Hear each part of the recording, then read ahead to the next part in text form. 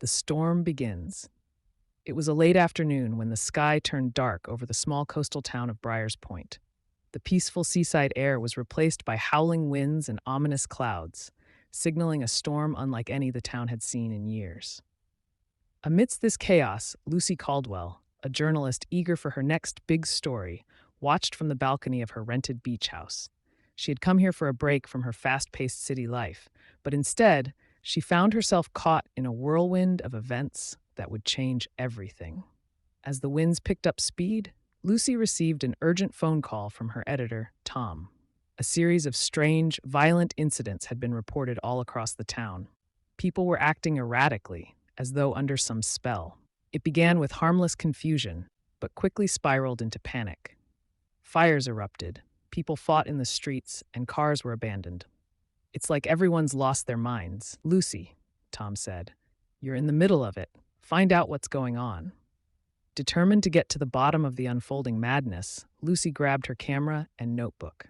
She didn't know it yet, but this storm wasn't just natural. It had brought something much darker with it, the descent into madness. By the time Lucy ventured into town, the streets were almost unrecognizable. Buildings were boarded up, and people rushed through the rain, shouting incomprehensible things. The local diner, once a cozy refuge, had become a battleground. Inside, a group of people argued, their faces twisted in anger. As Lucy snapped pictures and took notes, she overheard one of the customers ranting about hearing strange voices in the wind, telling them to act on violent impulses. Lucy quickly realized this wasn't just a storm. Something was driving people to madness. Desperate to understand the cause, she sought out Dr. Anthony Weiss, the town's psychologist. Weiss had been treating several patients who exhibited these sudden violent tendencies and feared that whatever was happening was spreading fast. "It's almost as if something's infected their minds," Weiss explained. "Like a psychic virus. I've never seen anything like it. People hear whispers in the wind, telling them to give in to their worst instincts." Lucy felt a chill run down her spine. What could cause such chaos? As the town descended further into madness, she knew time was running out to find an answer. The whispering shadows. As Lucy and Dr. Weiss dug deeper into the mystery, they uncovered an old town legend, one of a shipwreck centuries ago that had been lost in a storm similar to this one. According to the legend, the sailors had perished, but their spirits, driven mad by the isolation and terror of the sea, had never found peace. It was said that when the winds howled like they did now, it was the sailors' spirits returning to the shores, seeking to drag others into their endless torment.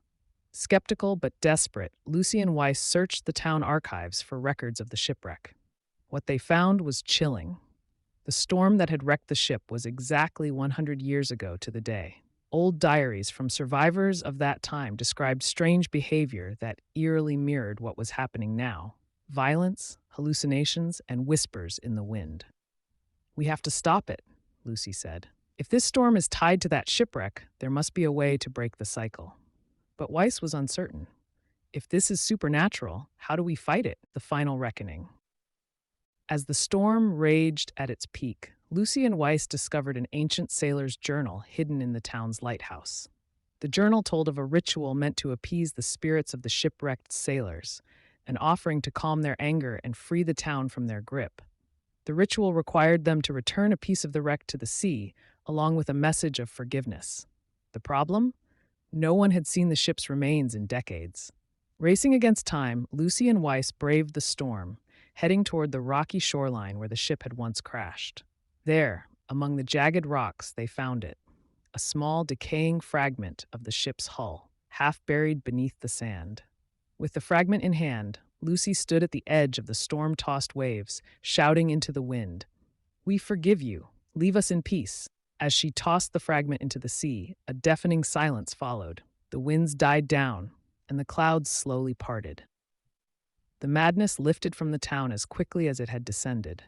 The storm had passed, but its memory lingered in Briars Point. Lucy knew that the town would never be the same, nor would she. The story she uncovered was more than just a mystery. It was a reminder that some forces are beyond human understanding, lurking just beneath the surface, waiting for their moment to strike again.